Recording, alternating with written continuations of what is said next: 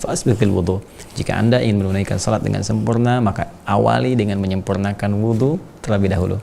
Nah, bagaimana cara kita menyempurnakan wudu? Di pertemuan yang lalu telah coba kita uraikan dan sampai pada pembahasan membasuh wajah. Ya, ini masih nampak nih di pembahasan pertemuan yang lalu. Kita ingat-ingat sejenak ya, bahwa nanti cara berwudu harus caranya sesuai dengan taharah. Ya, harus sesuai dengan taharah yang memadukan tiga unsur utama, yaitu al-husnu, an-nadhafah, wad-diya. Kalau kita gabungkan ini, maka ini menjadi taharah.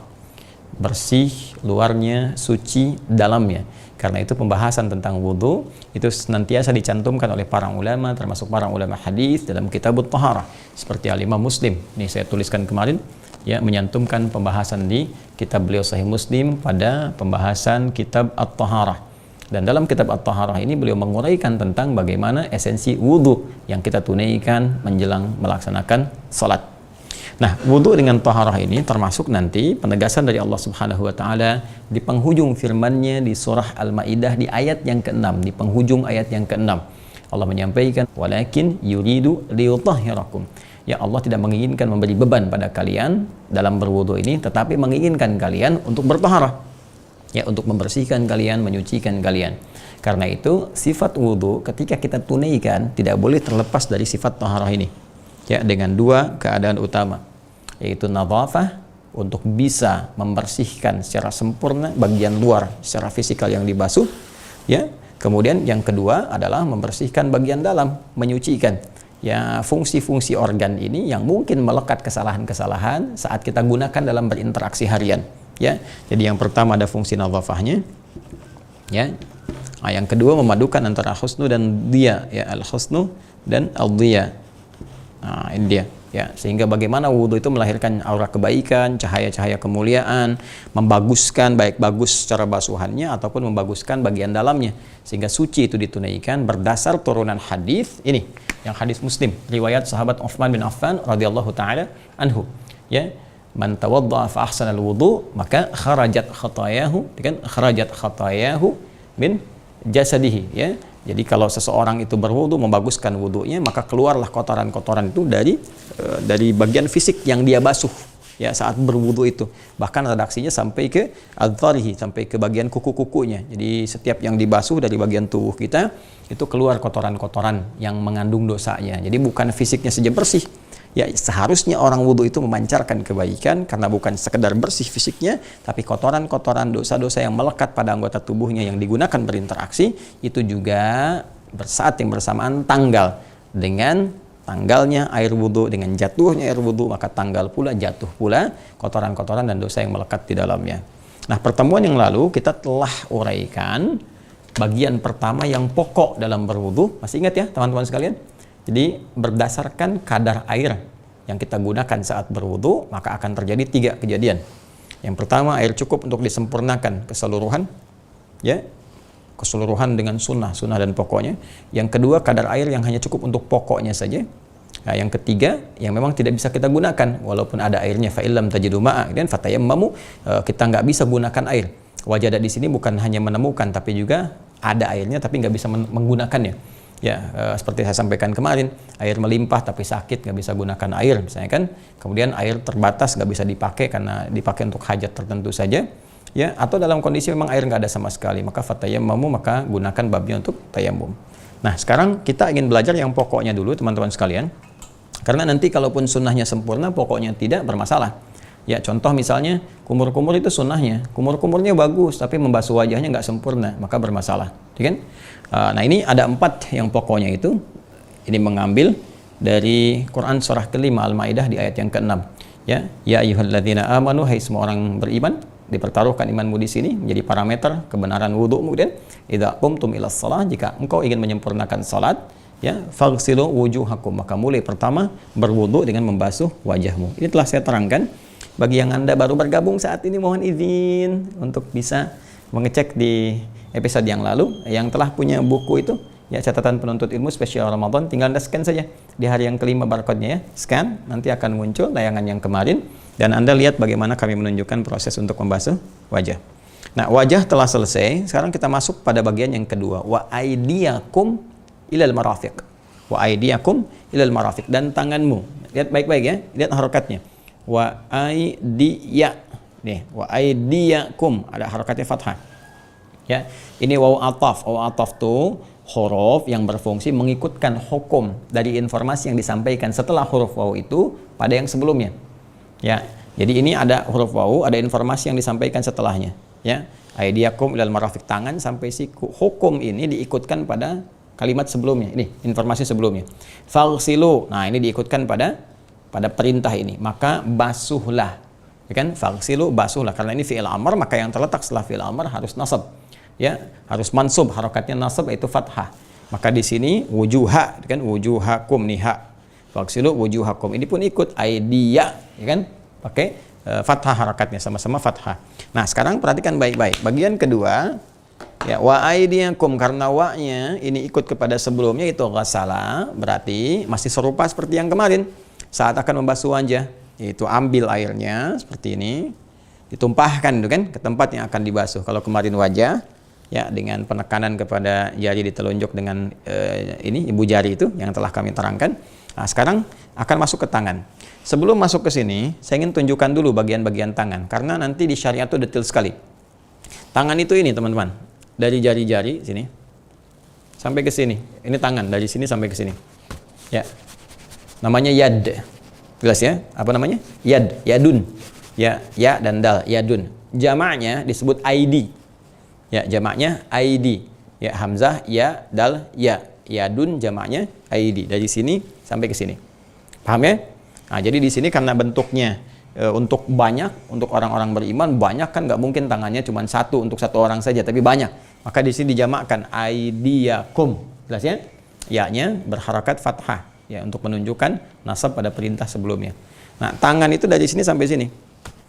Nah, ada bagian-bagian batasan di tangan yang penting kita ketahui. Contoh, ini jari-jari disebut asabi'. Asabi'. Ini kaffun. Ya, kaffun. Ini bagian dalam ini ya. Bagian dalam ini kaffun. Telapak. Kemudian di sini pergelangan. Ya, pergelangan itu rusghun. Ra, sin, ghain, rusghun. Ya. Kemudian sampai ke sini. Siku, mirfaq. Jamaknya marafiq. Ya, mirfaq jamaknya marafiq. Paham ya? Baik, mirfaq jamaknya marafiq. Sampai ke sini nanti katif, ya, dada sampai bagian sini. Ini sodrun, yang ini katif, ya, sampai ke pundak kita ini.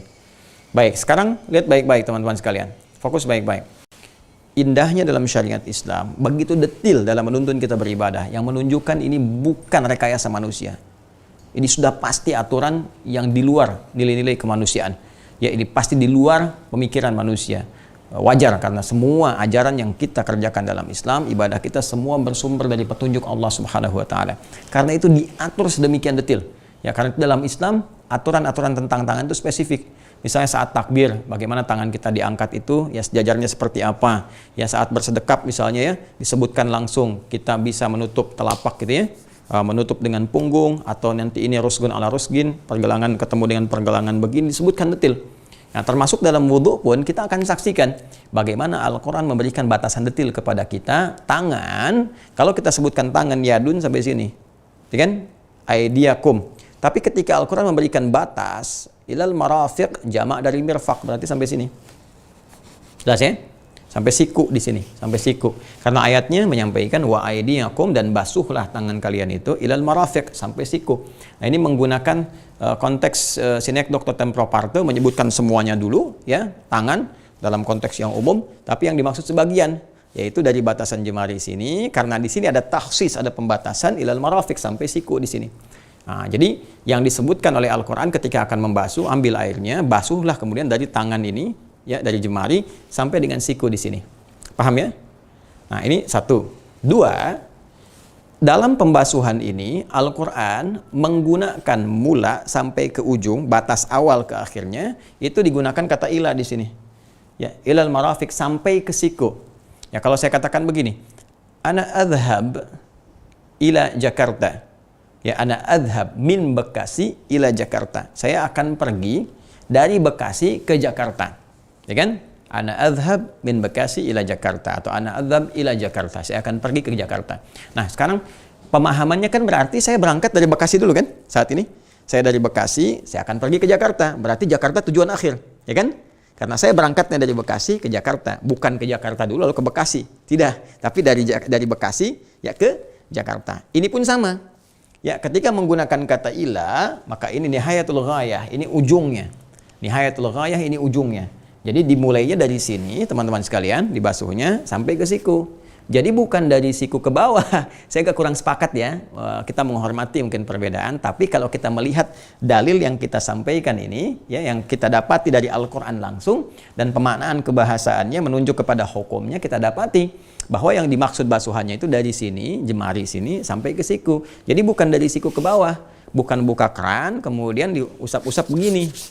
Ya, jadi bukan dari siku ke sini turunkan ke bawah begini, bukan. Ya, jadi yang dimaksudkan ambil airnya begini. Ya, setelah itu tumpahkan tempat yang akan dibasuh dari mulai jari sini. Jari sampai ke siku gini. Jadi jelas ukuran air kan jatuhnya ke sini tuh. Ya. Jatuh ke sini, kemudian basuhkan sempurna ke sini sekali, kan? Nah, kemudian coba 2 kali, ya. Nah, baik ya, paling banyak 3 kali. 3 kali itu maksudnya begini teman-teman, itu ukuran banyak yang kiranya memenuhi basuhan. Ya, jadi sebetulnya kalau misalnya cukup sekali, 2 kali pun kalau sudah terasa rata bisa cukup, nggak ada masalah, selesai. 3 kali itu batas, masa sih sampai 3 kali belum rata-rata gitu kan? Ya kan?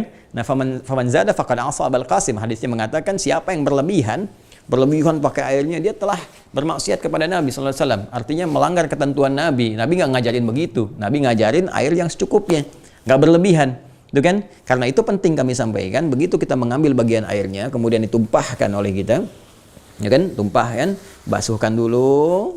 Nah, kemudian setelah itu ambil lagi, kalau merasa belum rata, ratakan kembali, gitu kan? Nah, ratakan kembali, terus, itu kan? Nah, kalau kita belum merasa meratakan, terus sampai dengan 3 kalinya itu. Ya, baik. Nah, penting teman-teman untuk disadari bahwa, saya mau tanya begini. Ini dari jari ini, kemudian sampai tangan sampai siku, yang sering kita gunakan beraktivitas itu yang mana? Ini kan? Ya kan? Hah? Dan jarang ada orang berinteraksi dengan menggunakan sikunya kan? Saya belum temukan orang misalnya ngetik pakai siku begini. Ya pasti begini kan? Nah, bikin status begini misalnya. Nggak ada, pasti begini. Nah, ini kan sering berbuat salah nih. Ya kan? Menulis sesuatu yang salah, nyantumin komen yang merugikan orang lain, ya, atau menyindir perasaan orang lain dan sebagainya, bikin hoax dan seterusnya. Ini kan ini yang berperan nih, ya, sembarangan, yang suka periksa-periksa WhatsApp suami atau suami periksa-periksa punya istri, ya, hitung-hitung dompet, isi dompet suami atau sebaliknya, ya, dalam konteks yang tidak dibenarkan dan sebagainya. Ini intinya ini, ya, jemari ini. Sedangkan hadis mengatakan, seorang yang berwudu itu, kalau wudunya benar, maka bersamaan dengan air wudu yang dibasuhkan dalam tempat wudunya, pada anggota tubuhnya, maka bersamaan itu pula kotoran-kotoran yang melekat, ya, pada bagian fisik tempat wudu ini, itu akan jatuh, baik kotoran luarnya, fisikalnya, ataupun dosa yang melekat di tempat yang dibasuh itu. Nah, wudu bersifat taharah. Ketika kita membasuh, bukan sekedar kita hilangkan yang kotor nih, secara fisikal, ada kotoran, kan? Dan sebagainya. Tapi saat yang bersamaan juga kita sadari salah apa nih sebelum wudhu tangan ini. Tangan ini pernah salah apa? Sebelum wudhu rasakan. Ya, karena itu dijadikan 5 kali dalam sehari untuk mengukur. Supaya kita bisa memperbaiki diri setiap pergantian suasana di setiap hari. Ya, dari pagi ke siang, kan subuh ke zuhur. Nggak ada orang luput dari kesalahan. Ya kan? Kemudian zuhur ke asar, asar ke maghrib, maghrib ke isya. Nggak ada orang luput dari salah. Kalau benar begini cara wudhunya teman-teman sekalian, ini tangan pasti jadi tangan yang baik. Setiap saat, karena setiap kotoran yang melekat, salah yang melekat, zuhur ke asar punya salah nih. Kita bersihin, kita ingat-ingat, kita mohon ampun pada Allah, ya Allah. Mohon ampun ya Allah, jadikan tangan ini tangan yang baik, selalu menyentuh pada yang baik, terhindar dari maksiat, pada yang jelek-jelek. Ini harusnya begini. Jadi mustahil ada tangan orang wudhu itu bisa digerakkan pada hal-hal yang maksiat, mustahil. Tangan orang wudhu itu mustahil dipakai korupsi. Ya, tangan orang wudhu mustahil dipakai mencuri, mustahil digunakan untuk berbuat maksiat. Mustahil. Karena tangan taat itu mustahil akan mengerjakan maksiat di saat yang bersamaan. Ya, jadi ini bagian yang kedua, wa aydiyakum ilal marafiq, tangan sampai dengan siku. Jelas ya? Kemudian yang ketiga, teman-teman sekalian, masuk ke sini, wamsahu bi ru'usikum. Nah, ini menarik sekali. Jadi setelah di sini faghsilu, kan? Dari kata ghasala. Nah, ke sini wamsahu dari kata masaha. Ya, masaha nih. Nah, sudah beda ya. Nah, terus di sini ru'us, pakai ba lagi, biru'usikum. Nah, harakatnya jadi kasrah, i. Tuh. Yang ini a, fagsilu wujuhakum wa aydiyakum, yang ini kasrah, i. Nah, hati-hati, perbedaan harakat bisa melahirkan perbedaan makna. Ya, jadi tidak serupa nanti. Apalagi di sini kata perintahnya berubah dari ghasala, ya, ghasala yaghsilu fagsilu jadi masaha, yamsahu, wamsahu redaksinya. Masaha itu mengusap. Ya, mengusap, mengurap itu masaha, masaha yamsahu. Ya, asalnya mengusap untuk menghilangkan sesuatu. Ya, mengusap untuk menghilangkan sesuatu. Ya, jadi kalau kita ingin menghusap, menghilangkan sesuatu atau mengurap sesuatu sehingga hilang apa yang kita inginkan dengan urapan atau dengan usapan itu disebut dengan masaha. Ya, emsah sebora. Sila tolong ini hapus ya papan tulis. Maka kita hapus diusap begini kan pakai penghapus. Nah, sehingga apa yang akan dihapus itu hilang. Ya, jelas ya? Nah, masaha yang melekat sifat usapannya disebut masih. Nabi Isa alaihissalam ya mendapatkan gelar dari Allah di antara mukjizatnya al-masih. Ya, idz qalatil malaikatu ya Maryamu ya Maryamu innallaha yubashshiruki bi kalimatin minhu ismuhul Masihu Isa bin Maryam. Ya, ketika malaikat menyampaikan kepada Sayyidah Maryam alaihissalam, Allah memberi kabar gembira engkau akan punya anak, gitu kan? Nanti mukjizat di antara mukjizatnya al-Masih, yaitu punya mukjizat dari usapan tangannya, urapannya.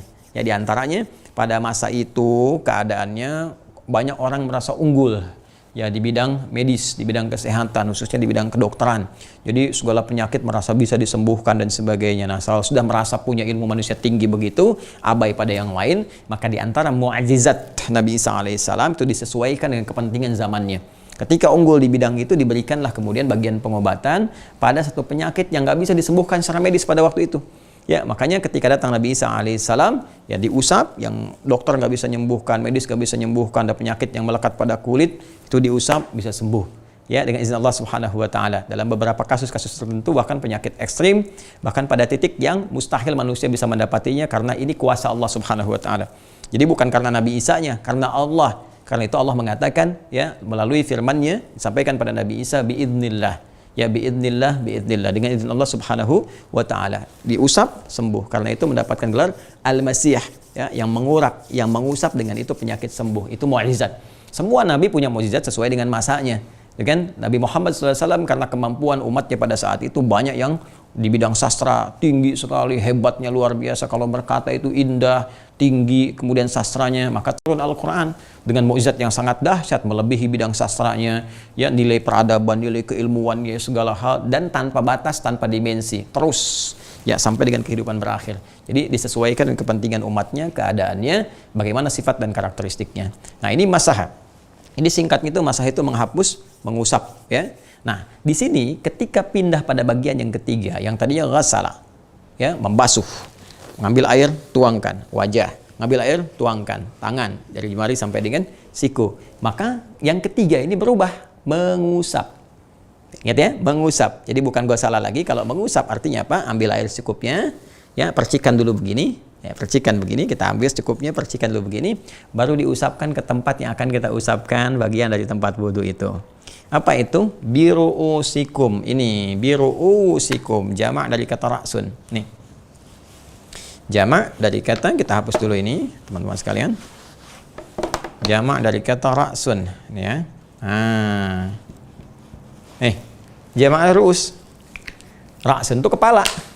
Ya, ra'sun itu apa? Ra'sun itu kepala. Ya, jamaknya ru'us. Jadi di sini Quran tidak menyebutkan rambut, tapi kepala. Adil Allah kan? Sangat adil.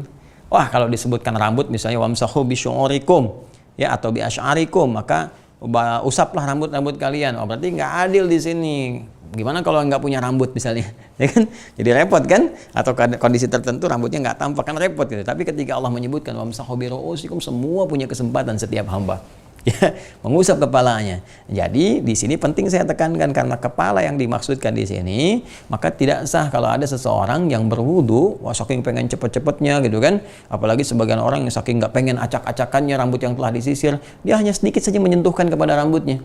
Ya, kadang-kadang ada yang bahkan jambulnya pun ya wah itu jambul 3 dimensi misalnya, jambul Samudra Hindia, nggak pengen robah lagi, maka ketika dia berwudu ya cuman ininya sedikit, takut selesai dan nah, itu tidak sah.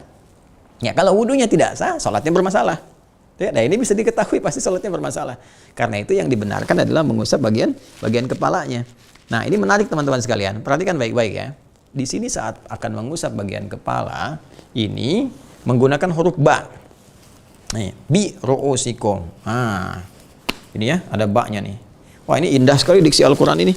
Mudah bagi Allah wamsahu ru'usakum, ya kan? Tapi di sini menggunakan ba. Ba ini kalau kita ngaji tentang fungsi huruf ba, setidaknya ada 14 fungsinya.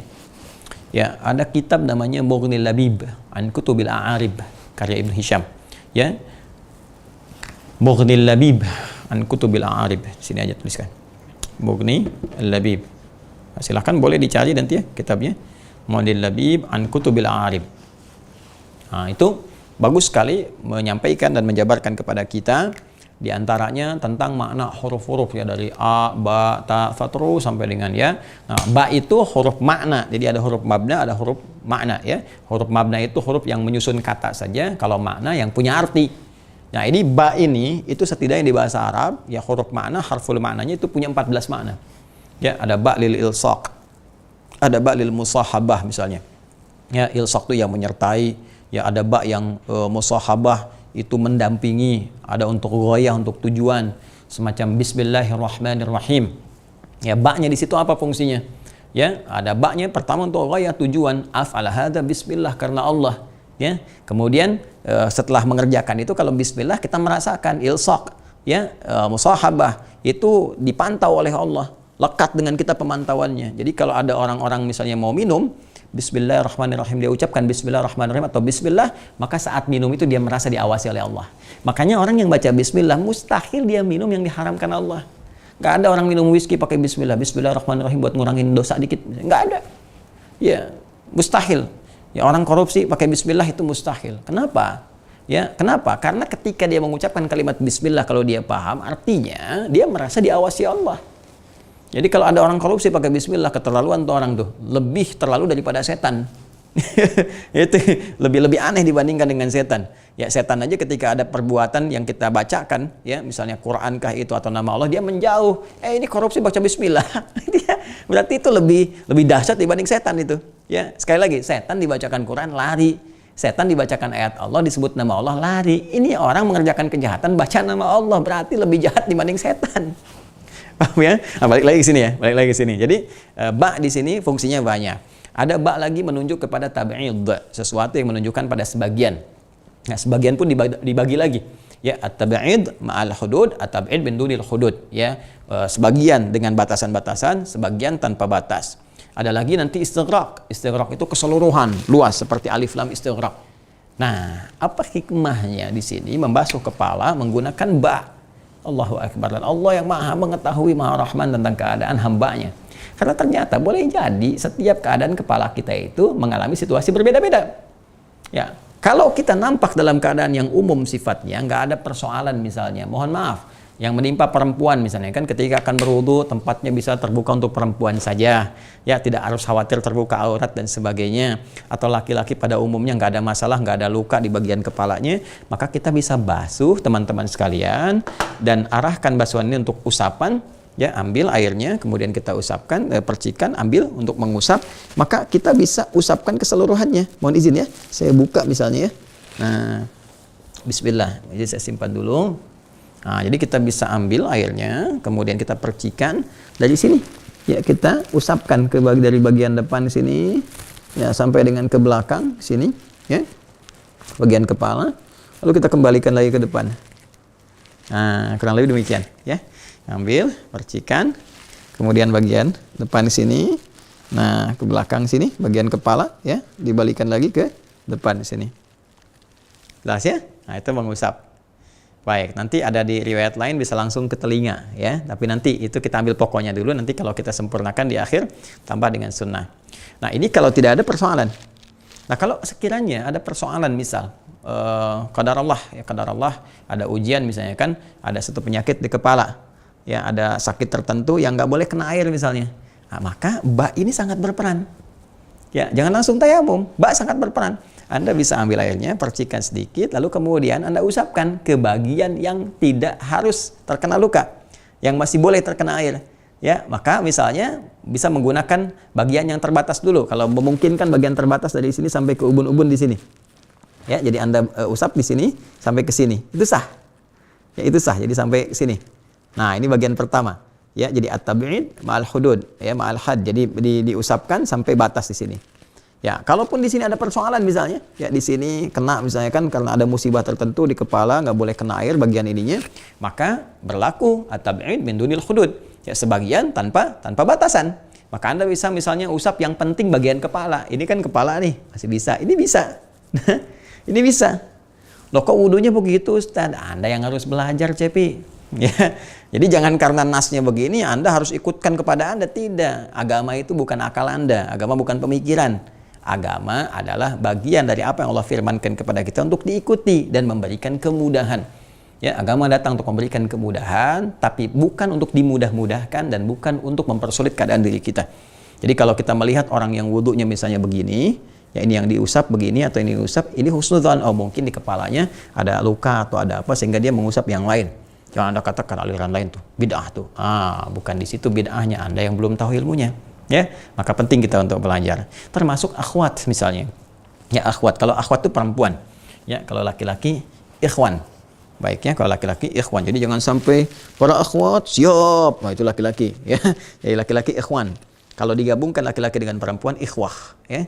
Nah, kan akhwat pakai kerudung kan?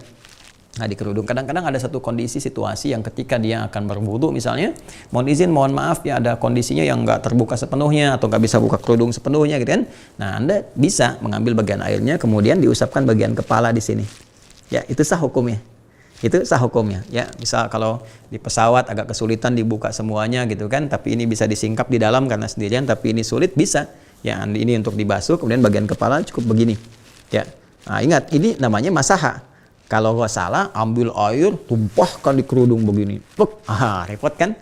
Makanya indahnya Allah menggunakan kata masawamsahu biru'usikum dan usap. Ya, dari bagian kepala itu. Paham sampai sini? Ingat, itu baru nadhafahnya. Sekarang untuk mendapatkan cahayanya gimana? Diyanya, husnunnya, taharahnya. Maka coba kita pikirkan, ingat-ingat kembali dosa apa sih yang sering dicerna oleh pikiran kita. Ini kan jembatan nih, pikiran akalnya jembatan dari hati kita yang memberikan perintah, ya kan?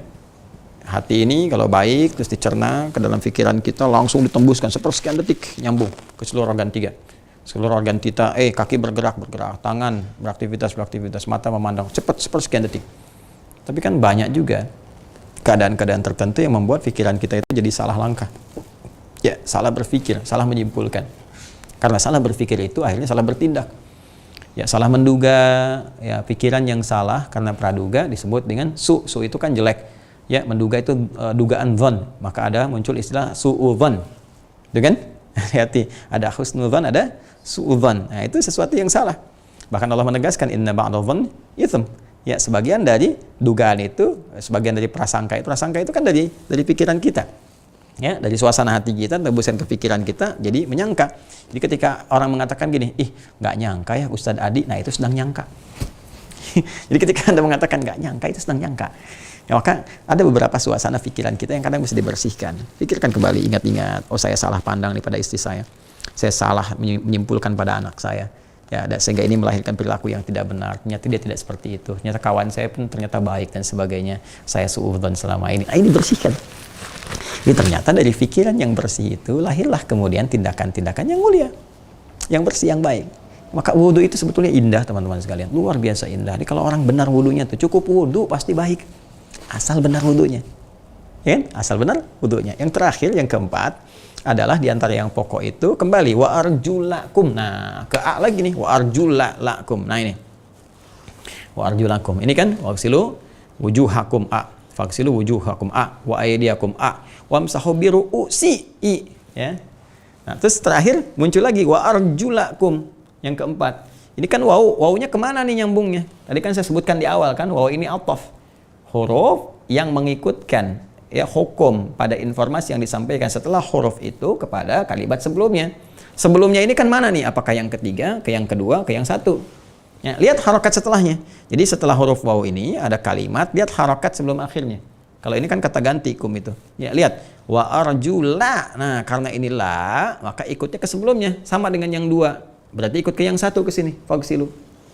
Kalau ini wa arjulikum, berarti ikut ke sini. Nah, karena inilah berarti hukum untuk membasuh kaki arjul, ya jamak dari kata rijlun, kaki. Hukum untuk membasuh bagian yang keempat yang pokok yaitu kaki, karena ini sama-sama harokatnya a, berarti ikutnya ke sini ke fagsilu. Kalau dia i, berarti ke wamsahu di sini karena pakai ba setelahnya di sini, ya kan? Nah, karena dia menggunakan fathah, ya, wa arjulakum berarti hukum membasuh kaki itu sama dengan hukum membasuh wajah. Membasuh tangan sampai siku, sama-sama dibasuh bukan diusap. Ya, artinya apa? Artinya proses membasuh kaki itu mengambil airnya kembali, ya, lalu ditumpahkan di tempat yang akan dibasuh. Yuk, sambil duduk biar kelihatan lebih jelas gitu kan? Bagaimana kita akan membasuh kaki? Lihat teman-teman sekalian ya, fokus ya. Wa arjulakum ilal ka'bain. Ya kan? Kaki sampai mata kakimu. Ingat, sampai mata kaki. Jadi dari kaki di sini sampai ke sini. Jadi bukan dari mata kaki dulu diturunkan, ya, dari kaki di sini, ya. Nah, makanya ketika kita akan basuh ini kita ambil airnya dulu, fokus baik-baik, ambil air, ya. Biasanya di Arab kan suka ada tempat untuk duduk ya, di tempat wudhunya itu, atau beberapa masjid di Indonesia juga ada yang coba meniru. Nah ini cukup bagus untuk membasuh kaki supaya kita tidak mengangkat salah satu dan ada keseimbangan ya. Jadi kita ambil dulu kalau ini keran. Ya, atau bisa menggunakan misalnya gayung atau mud untuk ukuran yang cukup untuk kita berwudu seperti Nabi pernah mengajarkan. Jadi kita buka ya keran, jangan berlebihan tentunya. Saya biasanya kalau suka buka begini, ambil, tutup lagi begini. Ya, supaya airnya tidak terus mengocor atau misalnya kita kecilkan supaya tidak terlalu banyak yang keluar. Ambil begini, tumpahkan di tempat yang akan dibasuh. Ya, pertama kalau kita mau bagi tiga dulu, bagi tiga ya, bagian ini dulu, jemari untuk di sini. Ya, kemudian kita bagian ratakan ke sini sampai sini. Yang terakhir baru kita ratakan keseluruhan. Ya, 3 kali basuhan. Jadi kita ambil pertama, kita contohkan, ambil dulu. Lalu kita basuhkan ke sini, biasanya saya demikian. Lalu ini di sela-sela dulu nih, teman-teman sekalian. Ambil. Nah, sela-sela begini. Ya, yang di sininya. Ya, pakai ini lebih mudah pakai kelingking. Ya, kenapa nggak pakai jempol Ustadz? Kebesaran. Ya, jadi kita yang simple aja digunakan ini, teman-teman kalau mau panggil sini bisa gunakan di sini misalnya kan seperti ini, ya. Atau mau boleh pakai yang kiri juga, kalau tergantung kemudahannya aja. Ini kita gunakan di sini, ya, bersihkan. Terus sampai di sini nih, ya, bagian kuku nih khususnya di jempol, ya, di samping-sampingnya kita bersihkan seperti ini. Nah, sampai demikian. Bagian ini yang pertama, ya. Nah, sehingga ini bersih ini juga sama.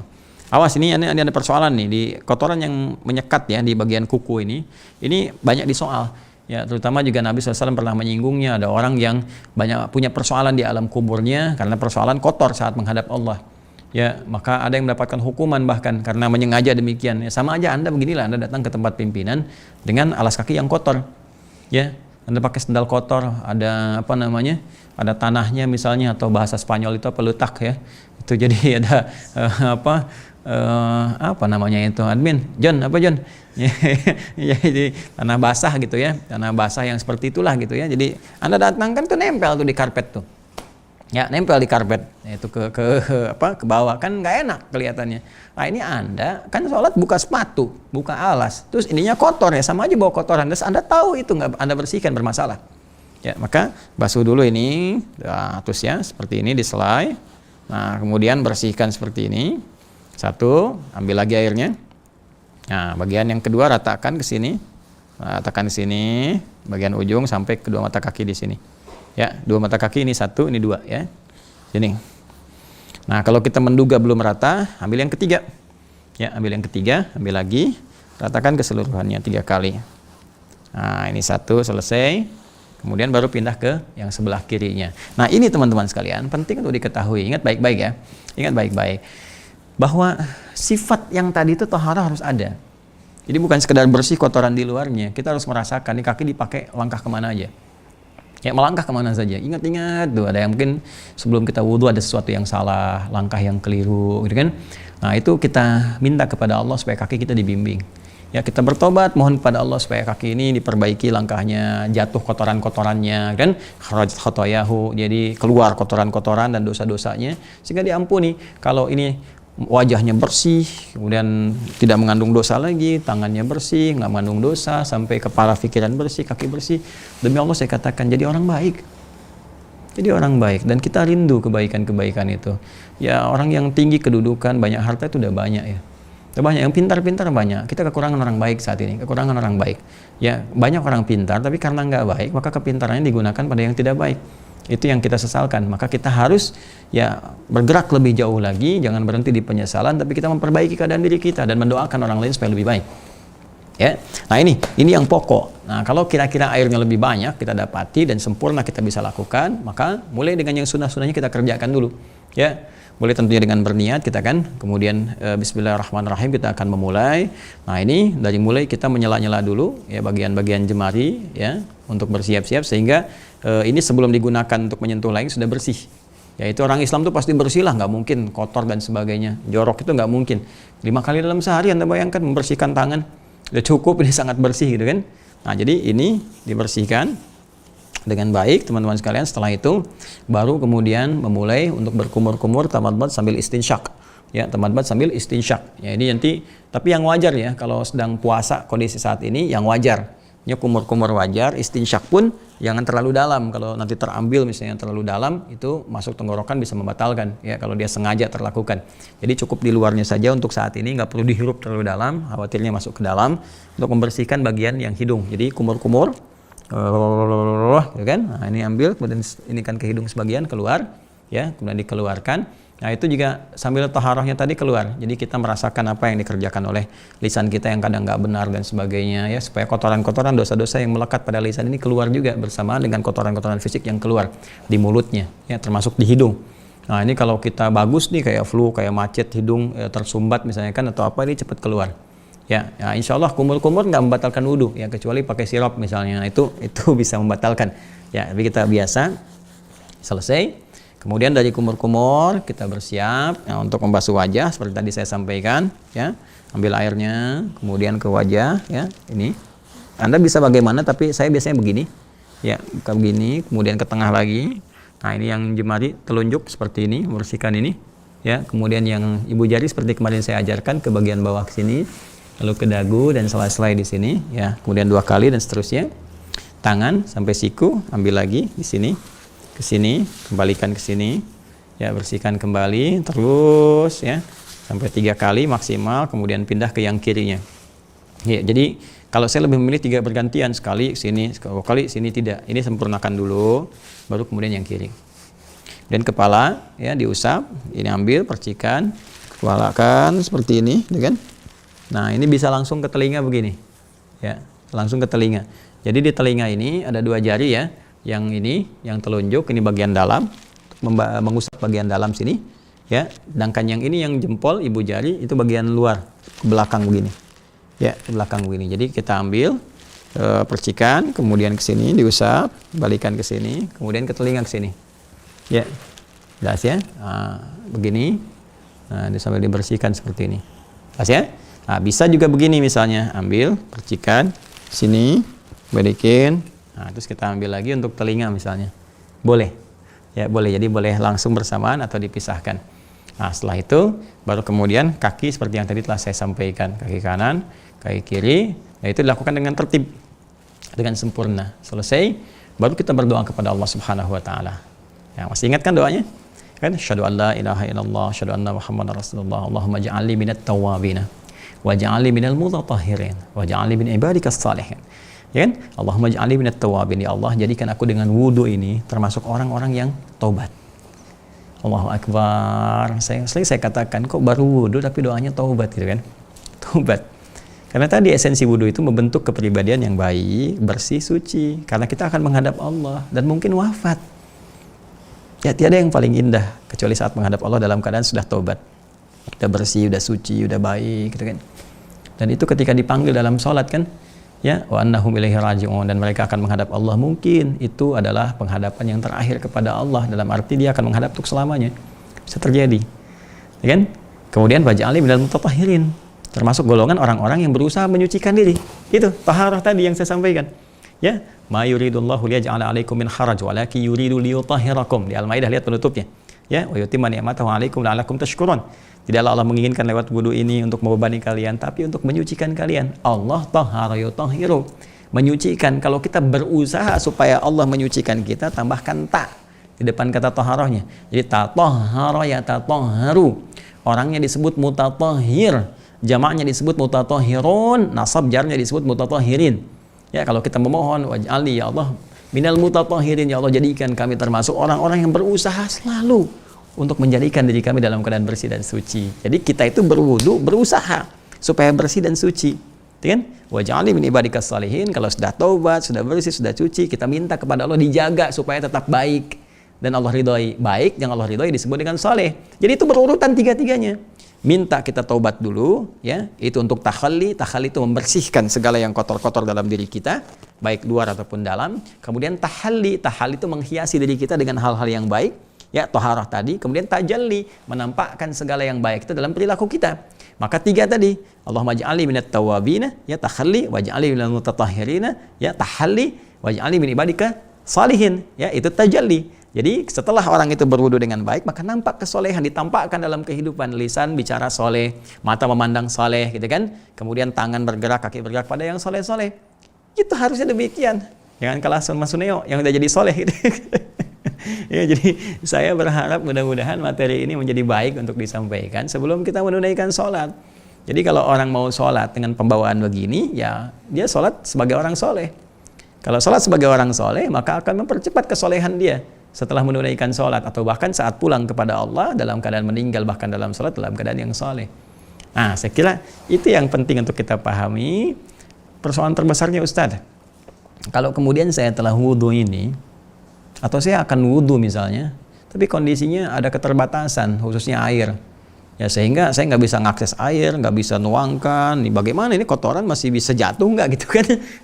Seperti apa gini caranya kalau saya kemudian akan wudhu, tapi saat yang bersamaan air nggak bisa ditemukan, atau saya sakit, airnya ada, nggak bisa menggunakan air. Maka apa yang harus dilakukan? Ya kan? Nah, ini insya Allah akan jadi pembahasan di pertemuan yang selanjutnya pada edisi Aku Suka yang ke-7 insya Allah. Baik teman-teman sekalian, kita cukupkan sampai di sini. Mudah-mudahan Allah memberikan kekuatan kepada kita untuk memahami dengan baik, mengamalkan dengan sempurna, dan mendapatkan esensi setelah hikmahnya. Bagi Anda yang baru bergabung dan kemudian mungkin tertinggal dalam pembahasan, gampang sekali. Kalau sulit begini, Anda yang sudah punya buku itu, buku catatan penuntut ilmu spesial Ramadan, tinggal dicek spesial Aku Suka. Jadi nanti ada barcode di situ. Edisi pertama, kedua, ketiga, keempat. Kalau tertinggal, tinggal scan aja. Ya, scan, muncul. Anda tinggal lihat di situ. Daripada nyari-nyari lama, gitu kan? Nanti nyambung ke pembahasan yang sekarang. Dan insya Allah nanti tanggal 23 saya tanya kepada adminnya, tanggal 23 ya. 23 itu berapa Ramadan teman-teman sekalian? Berarti berapa Ramadan? Kurangin 6 berapa? Kurangin 17, kurangin 6, 11 Ramadan. 11 Ramadan ya, karena tanggal 29 April saya ingat teman-teman yang di Toronto harus pelunasan masjid, tolong dibantu ya teman-teman sekalian, itu harus pelunasan masjid tanggal 17 Ramadan, 29 April ya, berarti 23 tanggal 11 ya, jadi 11 Ramadan insya Allah kami akan launchingkan juga satu sistem pembelajaran yang terkhususkan, dan nanti teman-teman yang sudah dapat buku itu bisa dijadikan sebagai akses ya untuk bisa mendaftar. Loginnya nanti lewat situ, teman-teman scan, dapat formulir, tinggal diisi, nanti akan bergabung dalam sistem pembelajaran melanjutkan Ramadan, dan insya Allah pasca Ramadan akan dilanjutkan, nanti kami akan infokan kemudian. Khususnya dalam pembahasan ini semoga dipahami, dimaknai dengan baik, bisa diamalkan. Mohon maaf apabila ada kekurangan. Semoga Allah memuliakan kita semua. Semua benar dari Allah dan Rasulnya. Kalau salah dari saya pribadi mohon dimaafkan. Semoga bisa dikoreksi dan diamalkan yang terbaik yang bisa kita dapati.